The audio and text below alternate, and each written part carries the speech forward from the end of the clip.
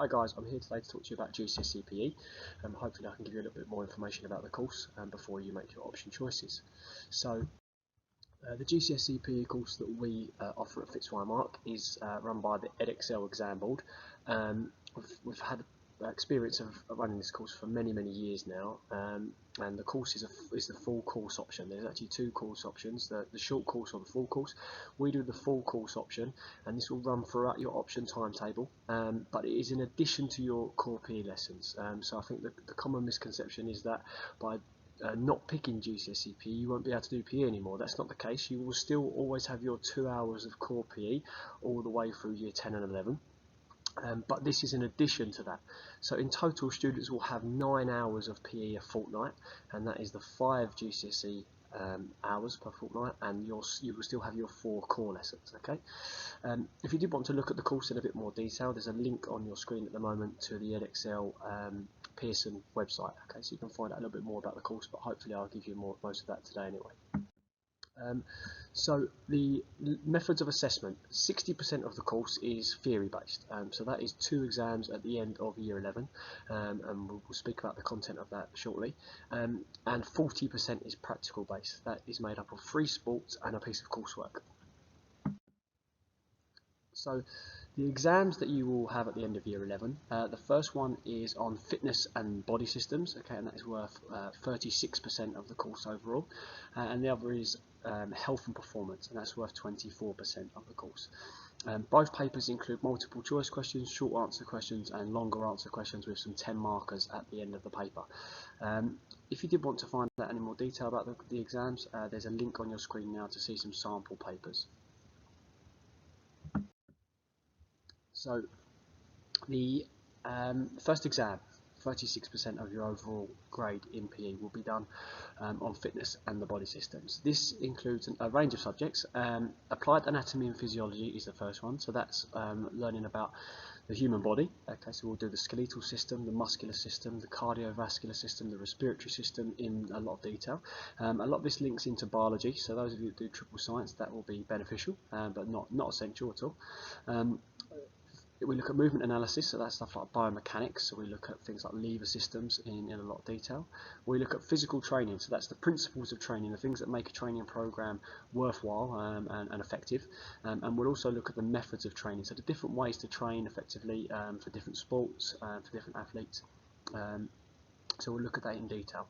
The use of data, it's not specifically maths questions as such, but it might be asking about heart rate graphs, it might be looking at things like reps, sets in a bit more detail, and you having to break that down and analyse that. The second exam, which is worth 24% of the overall qualification, the first component is health, fitness and well-being. So this is where we look at the factors that make us healthy, so not just being physically fit, but we'll look at physical, mental and social aspects of health and well-being. The second component is sports psychology, so what makes us tick as an athlete, what makes us perform effectively. We'll look at things such as arousal, we'll look at stress, we'll look at motivation, we'll look at group dynamics as well. Social cultural influences, so factors such as race, ethnicity, disability, gender, age. We'll look at all of these different factors and how they affect participation. Okay. Again, use of data, but that might be asking you to look at participation levels amongst different groups. It might be asking you to look at obesity rates across the country, so it will be related to physical education. Part 3 and 4, these are the practical components of the course. Okay, so this is how PE will seem to you at the moment in year 9. We have component 3, which is your practical performance, and that is based on 3 sports. Each sport is worth 10% each, so equally measured each sport, and you'll be assessed in each of those sports with a practical moderation and towards the end of year 11, normally around Easter time. Then we have our analysis of performance, and that's the PEP. The PEP stands for Personalised Exercise Programme, and we do that in year 11, and that is a programme to try to develop areas of weakness in your own physical fitness or your own performance. So you have to analyse your own performance, perform a 6-week programme of training, and then evaluate how successful that was. So we're going to look at the sports in a bit more detail.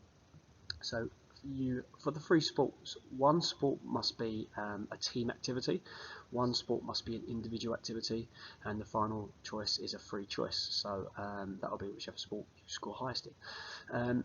Each sport is marked out of 35. 10 marks are based for the skills for that sport, and 25 marks is based on your performance in a competitive situation. This is an area that we really need to stress to the students, is of massive importance. In terms of the theory aspects, we'll make sure that we deliver the theory and we differentiate successfully to make sure that everyone achieves their very best. In terms of the practical, you must be performing sport in school or outside of school on a regular basis. This is really important, and we can't stress this enough. It doesn't mean that you have to have 3 sports that you are performing at a really high level on the start of the course. That's our job, to make sure we kind of find your strengths and weaknesses, and we develop those areas. But the sports must be done at a competitive level. Okay, for us to assess them, they must be done at a competitive level. Now, it's unlikely that many of you do 3 sports outside of school at a competitive level, but you must be doing them regularly in school. Maybe that's going to extracurricular clubs, maybe you play them recreationally at the moment, but it's something that you could move up a level to play competitively. Again, it doesn't have to be competitively at an elite level. It could be against your peers in lesson. So when we look at this, this is why we really stress the importance of coming to regular extracurricular clubs or doing regular sport outside of school, because by the time we get to the end of year 11, we want to be in a position where all of our GCSE candidates have 4 or 5 potential sports for us to assess, and then we can pick the 3 strongest areas. We don't want to be in a position where we have, let's say, a footballer who's a strong footballer, but that is the only sport they do, and we get to the end of year 11 and we're having to find those other 2 sports. Obviously, we want to be in a position where we've already prepared as much as we can in those areas. There's a full list you can see on the Gov website, and there's a link on the screen at the moment. But I'm going to go through the more common sports that we see shortly. So on your screen at the moment, you will see a list of team sports and individual sports. This isn't the full list. This is a list of the sports that we regularly see at school, and the ones that we can kind of accommodate or facilitate at school. By all means, if there's a student that does a sport outside of this on the Gov website, we would assess that. If you look through the list, there's a number of sports that appear on both lists, but you can't use them for 2 activities. So badminton or tennis, table tennis, for example, you can do either of those. As your team activity if you're playing doubles, or as an individual activity if you're playing singles. What you can't do is use it as a team and individual. Okay, it's similar for dance. We must be doing it. We can only do it for the one. If you're looking through that list at the moment and you're seeing, hopefully looking at that list, you're saying, yep, well, perhaps I play netball for a club, but I've also done some basketball at school and I train regularly for that. My fitness is quite strong, so maybe I could do athletics, track as well, and also, I've done some gymnastics in the past as well, and I go to gymnastics club. And you're in a position where you've got maybe 3 or 4 sports. If you're looking at this list now, and you're in a position where you say, well, I've only got 1 sport there, what I would recommend is I have that conversation with your PE teachers and see if that's something where you can potentially get those other sports and develop those sports. It isn't a case that you have to be in set 1 to do GCSE PE. That is not the case, but it is a case that we need to be realistic, because this equates to 30% of your overall grade, and we want to put you in the best possible position when it comes to the end of year assessment in year 11. Okay, as I said, these sports will be assessed for a moderation day. The way that works is all of the students perform their sports across the day. They're graded by the teachers before that session, and then students may move up or down on the day. We have an external moderator that comes in, and they look at the grades that we've given. In the past, we've always agreed with the grades with the moderator, but students can go up or down on that day, and we give you every possibility to give the best possible grades. You'll notice that some of these sports we don't do in school. So for example, golf, diving, boxing, for example. If it's a sport that we don't offer in school as part of the curriculum, you would have to provide video evidence for that sport. Okay, so if it's something like skiing or snowboarding, and you might have been, let's say you've been 10 times in the past and you're a really competent skier, that's fantastic, but you've got to remember that you need to get video footage within the space of year 10 and year 11. So we'll provide you with all the guidance that you need, but you'll have to get that video footage during your time at in year 10 or 11, so that we can mark that and we can assess that. So if you're not planning to go skiing for the next 2 or 3 years, it probably wouldn't be the best option. You'd probably have to pick another sport there. Okay, moving on. The fourth component, this is your personal exercise program. As I said previously, what we do is we do a range of fitness testing, and we'll do some skill-based testing as well, and we'll look at all the components of your individual sport. So if I choose basketball, for example, we'd do a range of skills testing, we do a range of fitness testing that's appropriate for basketball, and then as a performer, you'll sit down and you'll analyse those results based on normative data, and you'll say my strengths are, my weaknesses are, and based on those weaknesses you'll develop a 6-week training program. Now, the students at Fitz we find very conscientious, work really hard, and love the freedom of this 6-week training program. Some students require more guidance than others, but the vast majority get on, and this is probably the fittest they've ever been at Fitz because within their practical lessons and their GCSE lessons, they have 6 weeks to really develop an area of fitness. By year 10, you'll have full access to the fitness suite. Obviously, we have the tartan area as well, we have the field as well, with the sports hall, 2 gyms, so we're really lucky with the facilities we have. So for example, a student might create their training program.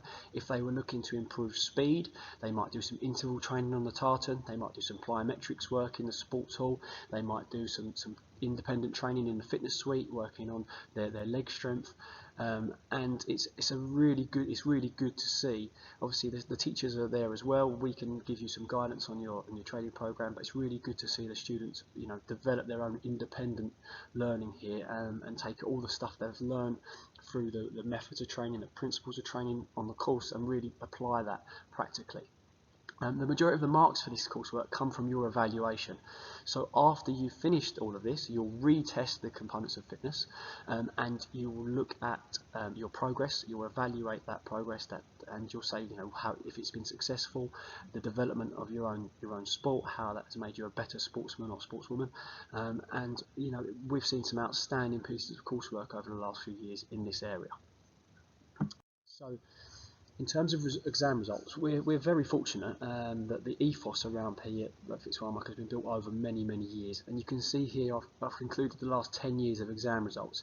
On average, it's kind of around about 90 to 95% has been our A to C. Now I know we're not using A to C's anymore, but it gives you a good idea of kind of the standard of grades that we receive in PE. That's down to many things. We've got a fantastic range of staff here. We've got staff that have expertise in so many areas, whether it's football, netball, rugby, basketball, athletics, and obviously we can pass that on to the students, make sure they're assessed appropriately in their assessments. Also, the facilities we have, the ethos we have at the school, I think it's something that you guys have been building since year 7. So by coming along to loads of clubs, by really pushing yourself in terms of your sport, by developing your fitness on a regular basis, and making sure that that's an important aspect of your health and well-being. The grades here, they don't happen by fluke, and that's testament to years and years of hard work by the students, and hopefully we repeat that this summer with our current year 11s. So since we've been going with the kind of the 9 to 1 marking, you can see that last year obviously these were estimated grades, but we've got a large number of students receiving 8 or 9s, which is the equivalent of A star if we're looking to the old mark schemes. But we've been really pleased with consistent results across, as you can see here, 10 years. Something we run alongside the GCSE PE is the Fitz School Sports Leaders Award. So when students are in year 10 and 11, what we'll do is we'll look at some sports leaders and some coaching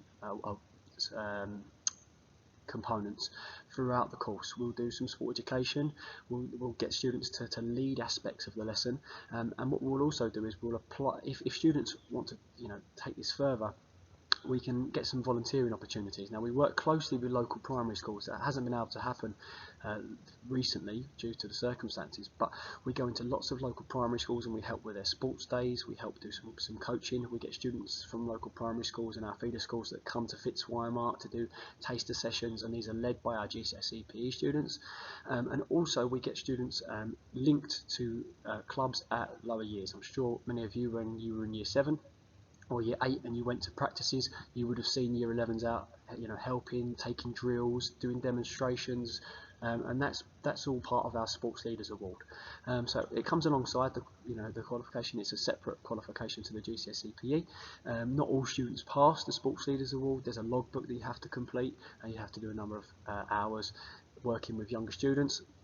But it's really beneficial for those students that want to go on to a career in coaching, perhaps teaching, personal training. We're going to speak about potential pathways shortly. So what you can do after completing the course, obviously we have our sixth form up and running now, and we've been fortunate to have 3 years of really good A-level results with A-level PE, so that's obviously running on site.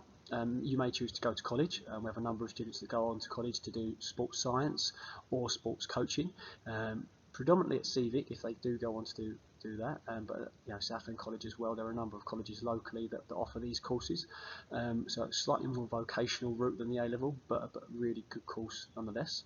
And PE provides a wide range of transferable skills that are really beneficial to employers, and I think when an employer looks at a CV and sees that they've done GCSE or A-level PE, they know that you've had to work hard.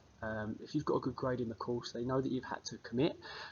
You've got that good level of fitness, and obviously we know the link at school between the students that come to extracurricular clubs and attendance and concentration, and I think obviously employers see that as well. If you've got a good level of fitness, there's less likelihood of you being off work. Okay, same as less likelihood of you being off school.